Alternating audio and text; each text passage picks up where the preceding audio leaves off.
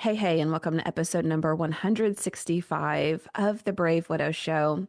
Today I talk with Brad Morell, who's a licensed counselor and someone I connected with over TikTok. I've been hanging out on TikTok now. It's been a lot of fun, and I'm learning so much about TikTok and about what all goes on over there. So if this is how you found the podcast, welcome. And if you want to join me for some random live streams or things like that, you can follow me over on TikTok. This has been week 2 of the Brave Widow Academy, and we are just really having an amazing time. If you've been following me for a while, you know that Brave Widow has changed and evolved and adapted over these last almost 3 years, guys. It's almost the third birthday of Brave Widow, which is amazing. And we have grown. There's so much engagement and encouragement and pictures and people commenting on each other's stuff. And the fact that we have this group of dedicated people who are going to be spending the next 6 months together has just created this sense of camaraderie and connection that I have been working to be able to create. And I feel like we are finally there. We're never going to stop learning and growing. I'm always looking for ways to make Brave Widow easier on the technology side, easier for my students and my clients. And so I've done that as much as possible to send emails and to post in the app so that people can join without having to sign in, without having to go to multiple different places. We are making it as smooth and intuitive as possible, removing all the clunkiness out of trying to navigate the system. So I'm really proud of that and of the people who really are just diving into what this is going to be. I wanted to make sure that you know that we will be starting another round of grief recovery method starting on September the 8th. It will be on Monday evenings. I'm still working out the times. It'll either be 4 to 6 p.m. Central Time or 5 to 7 p.m. Central Time. And I would love for you to join us. And normally I do this for my one-on-one coaching clients or for my academy students. And this time I'm going to have a couple extra spots for other people to join us. If you've listened to me for long, you know I love the grief recovery method. And not because it's some hyped up program, but because it was the first evidence-based grief recovery program in the world, which is amazing. Evidence-based means that it's been studied and reviewed and proven to help people in grief recovery. Now, it's an 8-week program whenever it's done as a group. And does going through grief recovery for 8 weeks mean that you're healed and life is perfect and you move on? No, of course not. But it does equip you with the tools to know how to navigate grief, to be able to free yourself from guilt, from regret, from all of the things that you wish you could still say, or maybe you have said in the past, but it wasn't acknowledged. It helps you heal from the hurt of things that might have happened in that relationship, or even in your unmet hopes, dreams, and expectations for the future. So, whether you take it from me or not, I believe every human needs to take grief recovery method.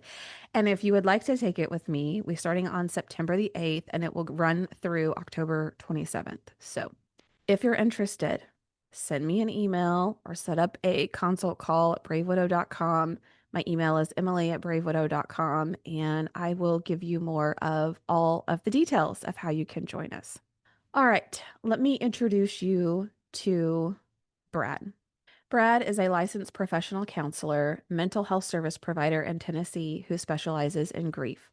He teaches grief seminars and he's the host of the Grief Observed podcast. You can find him at griefobserved.com and some various social media handles, which I will put into the show notes for you. Brad was a gracious host and allowed me to come on his podcast recently and we just decided to do a podcast swap. So you're going to be able to hear this episode, and then as well, I'm going to be sharing part of the episode from the Grief Observed podcast. All right, let's dive in. Welcome to the Brave Widow Show. I'm your host, Emily Tanner. The Brave Widow Academy is open for enrollment right now. If you're a widow feeling stuck, lost, or just ready to start living again but don't know where to start, this is your next step. It's the only program that gives you a clear, proven process to rebuild your identity, your confidence, and your life after loss. To learn more or to enroll today, just head to bravewidow.com/academy. I'll see you on the inside. Brad, thank you for being willing to come on the show to share your story and your perspective on grief. I appreciate that. Yeah, thanks for having me. It's a pleasure to be on here. I know our audience would just love to know a little more about you and what you do and how you help other people. So I'd love for you to just introduce yourself and share that. Sure. And again, my name's Brad Morell. I'm a licensed professional counselor in Tennessee. It was kind of a late decision or a later in life decision to do that. I had done many things. I went off to the Navy for a while. I did a lot of retail management, things like that. Then I went into a corporate setting where I worked for a phone company on the government side of things for about 16 and a half years. And I'm just like, this just isn't really fulfilling my life. I'm not really helping people. And that was something that I wanted to do. So I started going to school. And finally, I got to a point of like, no, I'm going all in. I'm leaving my corporate job and I'm going to be a counselor. And so that was how the journey started. But I think my life calling started a lot earlier. And I'll kind of weave in a little bit with how grief got there. But I'll state that I think my life journey started way, way, way earlier. Even now, looking back, probably a lot further than I thought even a few years ago. So, my parents divorced whenever I was 15. And I grew up in what I would call the Cleaver family. If you've ever watched Leave It to Beaver, it was the perfect family. We were in church every time the doors were open. And it was just, I don't know, the perfect family. Even when my parents divorced, everybody's like, oh my gosh, I can't believe your parents, you know? And I'll be 50 in October. So divorce was not near as common back then. I mean, it was starting to be more prevalent, I guess. Now it just seems like everyone goes through a divorce if they're unhappy. So I went through life and I swore I would never go through a divorce. Went off to the Navy, came back, got married, and unfortunately, 5 years later, went through my own divorce. That was what I say is my second pillar of life. And I have four pillars that I feel like I stand on, which we'll come into this in a moment. The third is the death of my best friend 15 years ago. And then the fourth was a really, really difficult relationship that I went through. So I've seen many types of grief, although I generally like working with physical loss more than anything. But I went to my own therapy session probably about 5 or 6 years ago. And I was telling my therapist, I said, I just told her those same four things: my parents' divorce, my best friend's death, and this really, really difficult relationship. And right after I stated that to her, I said, you know what? I like me. And I just Mhm. started crying. I'm like, I've never said that before, you know? And here I am, 44, 45 at the time. And for the first time in my life, stating I like who I am. That was, I think, groundbreaking for me. And I realized at that point that I had to go through those difficult things to become the guy that I like. And as I sit here and think about it, still, if I removed any of those pieces from my life, no matter how difficult they were, maybe I wouldn't be the guy that I like today, Yeah. you know? Yeah, I think that's really a powerful concept. And I know for a lot of just the people that I work with or in my audience, it's we grow, we expand, we become such a different version of ourselves that we can become proud of the person we are and also sad that maybe the person, our spouse or the person that we were in a relationship with didn't get to experience this new version of us and who we're becoming. But I love that you're able to look back and see that you have a different life now, and even you yourself are a different person. Yeah, when I first started getting into counseling, it was for the divorce aspect. In fact, I had taught a divorce class at my church, like a divorce recovery class, for 14 years before, probably before I even started school to be a therapist. And when I look back now, I see that calling in my life from probably the time I was 7 years old. I remember being in like the churchyard and all the kids are playing football and stuff like that. And of course, I did those things, but so many times I would go up to what I say back then I stated was the old people, which is probably my age now, 50. But I would go up to them and I'm like, how are you doing? How are your kids doing? And I was just talking to people. And I think that's a lost art that people, especially when we look at cell phones, the introduction of cell phones and how that's changed communication. And when you start going down the segues of, or the pathways of grief, it's like if I can just send a simple text and say, hey, I'm sorry for your loss, we think that's okay, as opposed to, let me take time on this Saturday and go visit such and such because that's meaningful. That's connection. And it's truly a lost art. And I hate that this is what we've become. Yeah. Yeah, I agree. It's just being willing to show up in service to the person and knowing how, like, my pastor did a series on Job, and it's talking about like the power of just sitting with someone in their suffering and not saying anything, but literally just sitting with them and being with them or seeing what you can do to help them. Now it's just a, if you need anything, let me know, or I can order you a meal or drop off a casserole, but it's not fully seeing and embracing that person in grief and showing up in service. Yeah. And I think one of the things that I've found most helpful is asking people what they need, as opposed to, I often speak about how we just show up and we do have the casserole ready, right? We probably have three or four in the freezer just waiting for that next call, like, okay, I've got your casserole. But maybe asking, what do you need right now, or what can I be for you right now? I think that's some of the best questions we can ask people who are going through grief, because maybe they need something like their yard mowed. Maybe they need someone just to sit with them and listen and witness what they're going through. So many times we impose what we feel on other people. If I had lost my spouse, this is what I would want. This is what I would need, as opposed to just asking. Yeah.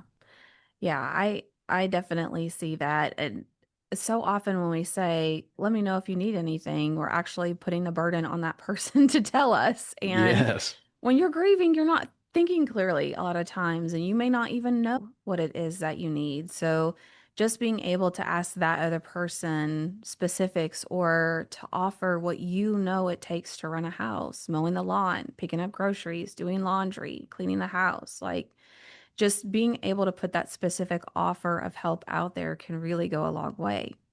Yeah. So, Brad, I'm curious of someone who it sounds like you had a career history of things that are very physical, like very hands-on, being in the Navy, I think you said, and doing some of those other things. Like, that's not a mental health, we care about your emotions, typical type of environment. So, when you decided, like, oh, I want to learn how to become a counselor, I want to make a switch in what I'm doing in my career, what kind of helped you take that leap and how did people react to that? Well, here's something that a lot of therapists probably won't tell you. I think all of us get into this field to either figure out ourselves or our family, because I always state our family, we want to believe that it's the best family in the world. Sometimes maybe people believe the worst of their families, but the truth is family dysfunction runs from 1 to 10, not 0 to 10. We all have some level of dysfunction. Whenever I was in the Navy, I started going through some really, really tough times, some depression. I started having panic disorder really badly. And that is one of the drivers also for getting into mental health. It was the first time that I was away from home, experiencing new things, having a lot of stressors that I just never imagined. And I think that's when I started paying attention to mental health. And I know that you have some widowers now out there. And I think kudos to them because a lot of men are really afraid to seek out mental health. I've seen that tide change a lot through COVID.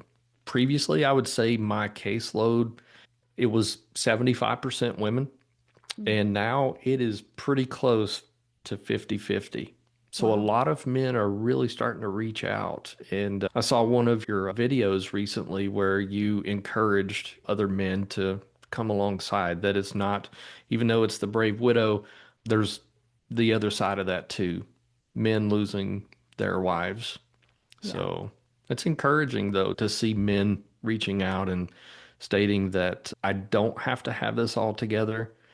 We are from a different generation now. I look at generations past and a lot was unspoken, even from women back then, right? Yeah, it was. And even my own dad grew up in an environment where you never said, I love you. It was just shown. So even, oh, I go to work every day. That's how I show you I love you and I care about you. So even the positive things that we associate with emotional experiences, it was very stoic, very under the rug type thing. And I love that you mentioned, and I'm just going to reiterate it because I want people in the audience to catch it, was you said about family dysfunction rates on a scale of 1 to 10 because everyone has that. And what's so interesting is that's one of the top questions I get when people are privately talking about their family or their siblings or their parents. And it's always, am I the only one? Is it just my Mm, family that's messed up or has issues or whatever? And it's like, no, but people don't want to post that on Instagram. And because those relationships are often so close knit, you also don't want to set people off because you're talking about publicly or whatever. So it is kept a little more close to the chest, but it is something that a lot of people do struggle with. yeah, and you mentioned Instagram, and honestly, with all social medias, we put our highlight reels out there, right? We want people to perceive us as our very best. And from a biblical perspective, thinking about whitewashed tombs, we want people to see these beautiful things, although on the inside, there's hurt, there's disappointments, there's being overwhelmed. There's a lot of emotions that are part of family dynamics. And speaking about family too, is I think there's a lot of guilt that's imposed on people that if I'm grieving differently than, let's say I'm the middle boy between two girls, and that's probably for a different podcast. But I sit here and think we're lucky to still have our parents. But when we lose one of our parents, I don't expect to grieve like my sisters do for that same parent. Although I think that expectation a lot of times is there. And to go further about family dysfunction, I've worked with enough grieving people to see some really, really ugly sides of grief. I'm down to fighting at a funeral and literally knocking over a casket in the middle of it. And I'm thinking, oh my goodness, like this is not a way to honor the people that we've lost. And yes, we all grieve differently, but to be in that kind of a battle at one of the most difficult times in life, and now they've got those memories that this is how such and such left this world. This is what happened at their funeral. It's very, very difficult. And I think the healing process too, the exact same, that people feel like maybe I should be healing quicker, because such and such lost their spouse and they're moving on. Maybe there's a remarriage in that person's life and this person feels guilt for being stuck where they're at. And I'm sure you see a lot of that too. Oh, yeah. And I think part of the reason for that is we don't have a great roadmap of knowing there is a season of honoring our grief and allowing us to be in that season and being okay with that. And there comes a point where we get to decide, am I going to rebuild my life now? Or is this just the reality of what the next 40, 50, 60 years looks like is just this emptiness that I have, especially if you have lost someone very close to you that was part of your daily life. And so for some people, they do choose to rebuild life and become a new version of them and to figure out what that looks like. And for others, it's just unthinkable or dishonoring to their Mm. person. And so there's so many, as you know, so many different opinions about how things should be handled and how fast people should move on, or they're wrong for moving on too fast. But there isn't a playbook for that. And No, so it's easy for, I often will tell people, you could ask 10 of your friends their opinion, and they're all going to have different opinions yeah. because there's no one right way to do this. Yeah, and even if you include the opinion of yourself, that's inaccurate as well, right? It's how often have we seen ourselves at face value? Now we live with ourselves 24 hours a day and nobody else does. So we probably know ourselves a little bit better than most in most cases. But I think there's so many times I look back in my life and I think I thought I knew who I was or what I was doing, and now there's certain regrets or just maybe the guilt or the shame even. When you look at guilt says I've done something wrong, shame says I am something wrong. It's guilt Mhm. on steroids. And so we have to be real careful. And when I think about moving on, and sometimes I'll state that, but I think it's more of moving forward, and moving on almost has the connotation of moving past something. And we'll never move past a spouse, the loss of whatever we've experienced in life. But we do have to figure out how to move forward because life doesn't slow down. Bills still need to be paid. Kids' mouths still need to be fed. Things continue on. And I think that's one of the hardest parts is we had this vision for what life was supposed to be. Now, to be fair, I've never lost a spouse. I don't want to. I would certainly rather go before my wife does, or maybe at the same time. I think that's everybody's dream, right? But I feel like there are times where people have to figure out moving forward because life requires it. And being stuck, I think, is one of the worst human conditions. I tell my clients moving forward makes obvious sense to us all. But I think even sometimes going backwards is not such a bad thing. That maybe there's some things that I left in the past that maybe I need to go back and rediscover or find so that I can move forward. But being stuck is just, it's heartbreaking. Yeah. It is. And I think sometimes in people's minds, they think moving forward has to be these huge leaps and these Mm. big achievements like, oh, now I'm able to, it's been 6 months and I haven't cried, or I'm happy all the time now. And really getting unstuck and moving forward to me is just it's one baby step after another. It's not giving up and feeling like my life is like this forever and I quit, I check out of life. Yeah. It's deciding like the next best step for me today. Maybe it is to honor my past and to honor the pain of what I have faced. Maybe it's to meal prep for the week. Maybe it's just could be one small step that's helping to take you forward and discover. what life could be like in the future. Yeah, I had someone actually reach out last night on social media and told me she had lost her spouse and that she hated her job, but she just didn't know how to move forward. And I spoke exactly of this same thing, small steps.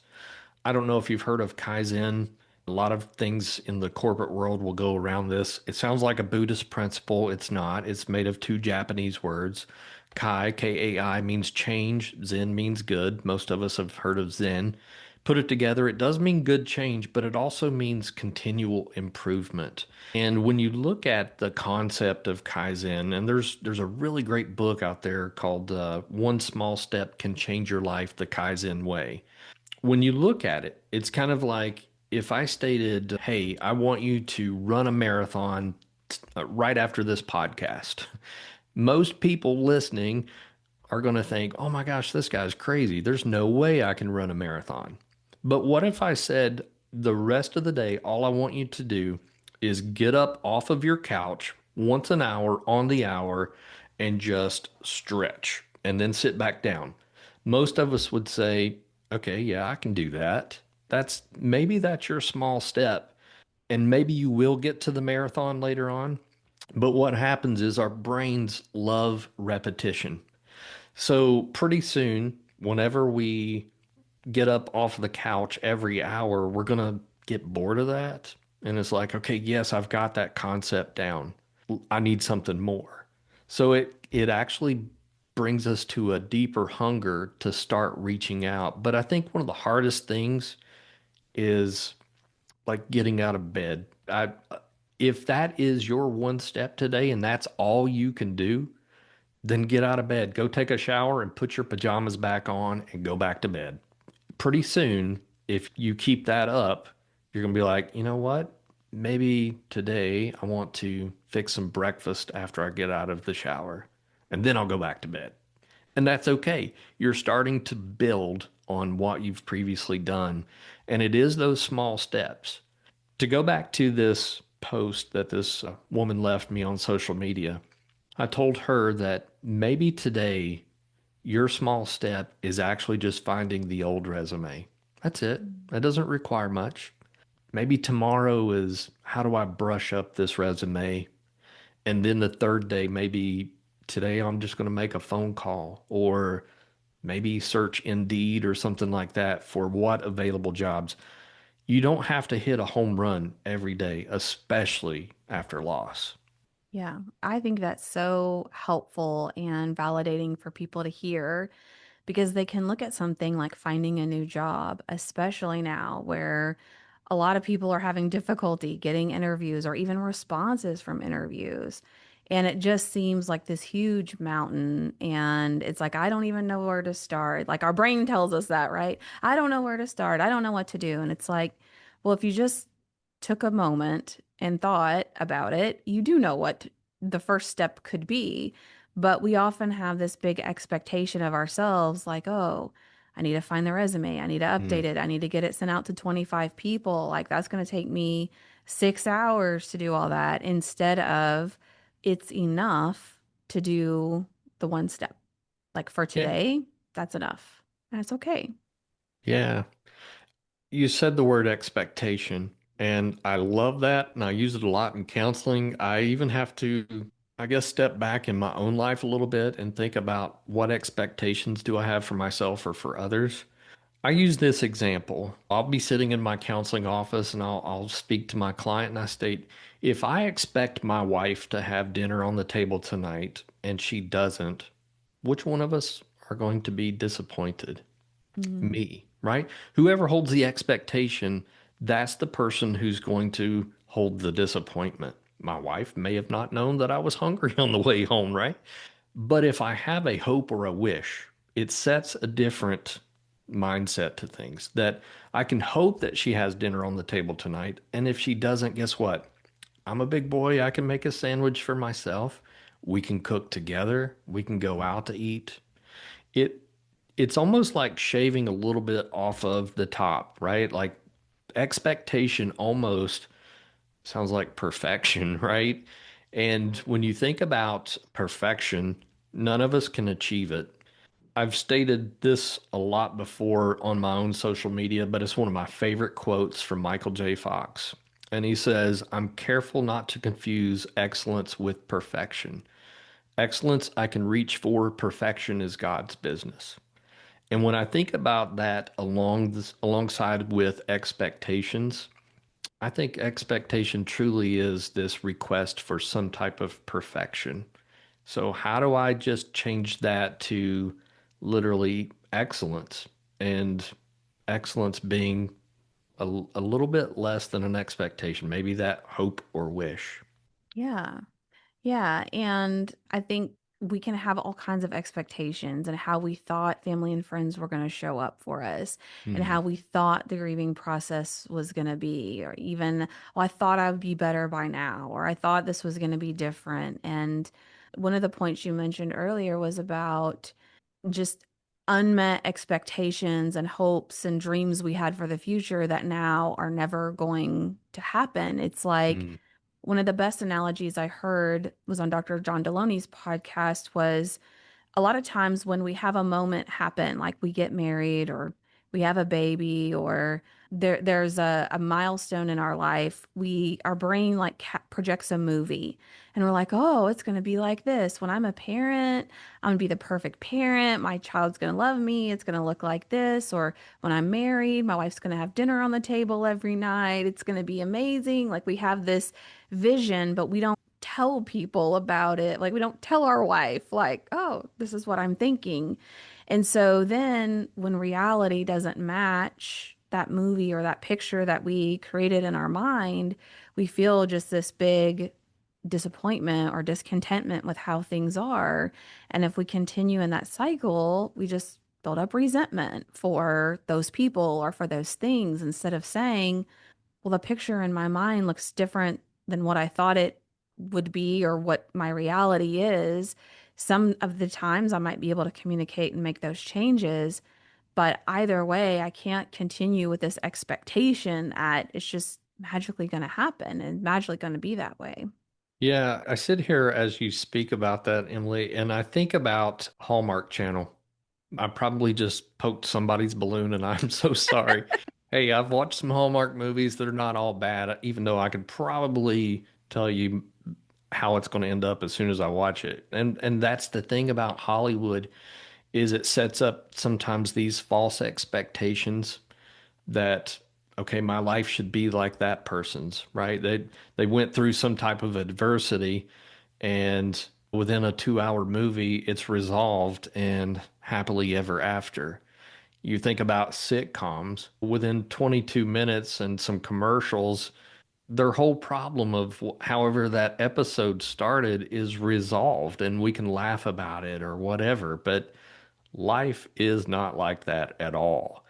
But I think a lot of times our brain sees that. And you think about the words television programming, tell a vision programming, right? It's programming us Mm. to believe a certain thing is true, even down to family dynamics. And I remember there's certain movies, I want to say Hope Floats may be one of those where there is this moving on after a death or, maybe a breakup in a relationship or whatever that says, I can do this and it's going to be a lot easier than I anticipated because they did it. They made this wonderful bid for a future. Why can't I do that? I think what happens is when we see a movie like that and we try to mirror it or think that's going to be how our life is, it does lead back to that grief element that I just want my life to be like that, Yeah. which then I guess becomes its own grief that I can't move on. I'm grieving the loss of a spouse, and now I'm grieving a life that I thought I should have and the life that I don't have. It's really difficult. Yeah, it is. It is. So I know that you mentioned before we recorded that you're very much a faith-based person, and when appropriate, you include it in your counseling. And so I'm just curious because people always love to hear about others' experiences of when you went through those four key losses that you've identified in your life, how did faith play a role in that? Or how has your faith changed over time with, oh, God is good. And also, we have seasons of loss and suffering, and sometimes just bad things that happen out there. Yeah. I think one of the first things that pops off in my mind is when I lost my friend Chad. And as you can see behind me, I'm a musician, and we wrote 6 songs together the year he passed away. It was unexpected. He was 38 and had a heart issue that was genetic. Nobody knew about it, and he didn't know about it, and just died. And I really, really had to cling to God. I'd never lost someone that close. And when I say this guy was like a brother to me, I lived with his family for many years, and he was a brother. But I found this verse. I think it's, forgive me, but I think it's First Thessalonians 4:13 through 18, when it speaks about the promise of seeing our loved ones again and meeting them in the sky. That is the verse that I hung on to during that time. One of the things that I think believers really need to learn to do is maybe give themselves permission to lament, where there's this mix of grief and gratitude and truly pouring our hearts out. One of the things that I really, really love to talk about is crying and tears. I love, how many times have you said, "Oh my gosh, I just need a good cry," or "Wow, I feel so much better"? There is truly a scientific reason behind it, and it really speaks to just the love of our Creator, God. And in tears is a neurotransmitter called leucine and enkephalin, and it is a painkiller. So when people try to hold it together and try not to cry, you are truly robbing your body of something natural, something healing. That is why you feel better when you cry. I'm like, it's so amazing that God thought of this. So like we would have never thought, put a painkiller in your tear, it's going to make you feel better, but it does. And sometimes that's all we need, is to give ourselves permission to cry out. I'm not too ashamed, especially being a man. You know, there's a lot of men that's like, I'm not going to cry. And if Jesus wept, so can I. Yeah, I don't know why some emotions we've decided are weaker or less valid than other ones, and why anger is like the manly emotion and some of these other things are not. But that's one of the things we get told from the time that we're little, right? Don't cry. Stop crying. Go cry alone. Go, I don't want to see you cry. Like, it's just something that is reiterated to a lot of us over the course of our entire life. And you're right, it does feel like a release when we are able to cry and to just let go. So many people would tell me, "Oh, you're so strong. You got to be strong for your Mm, kids. Be strong." And I'm like, I really just wish one person would say, for the next 5 minutes, you don't have to be strong for me. absolutely. Two segues in my brain here that I want to go after, and one is being the anger thing. I have challenged all my clients: don't ever use the word angry again. Don't do it.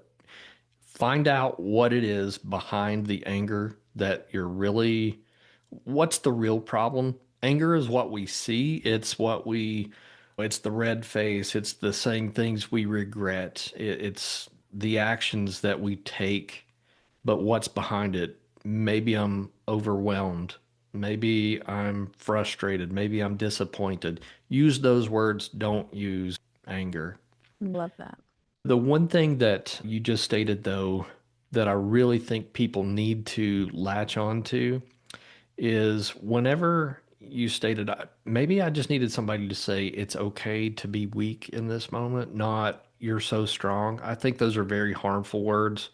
I jokingly state, although I probably should, I want to write a book about the 100 dumbest things said at funerals. We've all heard them, and we're probably all guilty of saying one or two of them ourselves, even after knowing. Number one, I know exactly how you feel. No, you don't. You don't. And, but yet we say those things, I guess, trying to fill in the gaps of conversation or trying to say the right thing to these people, but not knowing what to state. But giving ourselves that permission, especially we were talking about the small steps earlier.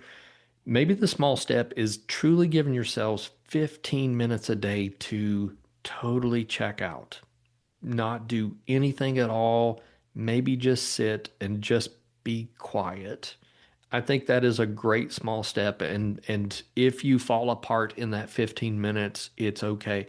But I think you have to give yourself permission to do that because others are telling you you're so strong, but they don't see you behind closed doors. They don't know the things that you truly are crying out for to God. They don't see that I'm trying to hold this family together, missing one of the parts of this family. So giving yourself permission is huge. Yeah, and to your point, I try to give people grace and the benefit of the doubt because until I experienced it, I didn't know what to say either. And culturally, we want to make people feel better. We want to pull them out of their sadness. We want to comfort them. And so it's like, oh, don't be so sad. Like it'll be okay. Just give it some time and you're gonna feel better. Trying to like help people feel better when really sometimes what they need is just to be seen and heard as they are. So I love Yeah. that. Brad, any last words of wisdom or things that, you would share that you have seen that have been just really help you or helped other people through grief? Yeah, I want to share. I'll give you the short side of this story, and it's one of hope. And I think that's what most people need. This is partially not great, so just hang in there with me through this story. There is a moral to it. In 1957, this guy, Kurt Richter, psychologist, created this study, and the study will never be replicated because there's cruelty involved. But he wanted to see how long it would take for a rat to drown. Turns out it was 15 minutes, roughly 15, 16 minutes. Then he said, and that was wild rats. He wanted to see what does a domesticated rat, how long will it take? And surprisingly, it took over 60 hours. And it was because it had been shown love. And we learned a lot from this study. I would encourage people to go read the full study. And again, I know it seems cruel and it is cruel, but we did learn that when there's hope involved, that somebody loves me, somebody will rescue me, we do keep swimming longer, right? It's kind of like Dory from Finding Nemo, just keep swimming. So I do encourage all your listeners to just keep swimming, find hope, go to places that offer you hope. So many times we feel locked in other situations in our lives, and maybe this is a time to recreate or revamp your life. You didn't ask to be here, but you do have a choice in what that future looks like. So go to the places where you can find hope. I love that. So well said. If people want to work with you, if people want to listen to your podcast, where can they find you? What's the best way to reach out to you? What would you suggest? Sure. As far as people working with me, I'm licensed in Tennessee. I can work with anybody in Tennessee, even via telehealth. That likely will change by the end of the year. There's something called the Counseling Compact where they're really opening up the doors for therapists to where we can counsel in. There's probably about 35 states that have signed this compact. So that will occur eventually. I don't know all the ins and outs, but for now, I would say come to my podcast as well. I appreciate you offering me the opportunity to speak about it. It's Grief Observe Podcast. And also, if you want to tell your story, I offer that to anyone that wants to come on and speak of their story, basically about the person that who they were, who they lost, and what is their grief story. And I've seen people in early stages of grief, I've seen people in later stages of grief.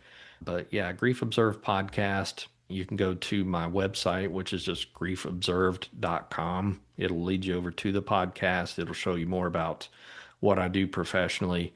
I also do grief seminars, somewhat willing to travel within reason to do those. I generally do those at churches, like for a full day, like a 9 to 3 on a Saturday or something like that. But grief is my passion. I do counsel people for all sorts of reasons, but grief, it takes one major loss and then it changes who we are.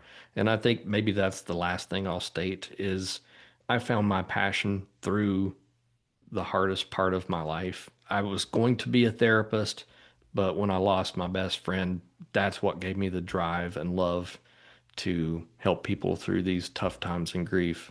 Well, I love that. And I think it's definitely needed. Grief recovery method teaches everyone's experienced grief and loss at some point in their life, but we don't have what seems like a lot of great resources out there at times. So thank you for Yeah. sharing that. And I'll put all the links to your website and your podcast and your socials in the show notes. So for those of you who aren't able to stop right now and go check it out, you can look at those later and get connected with Brad.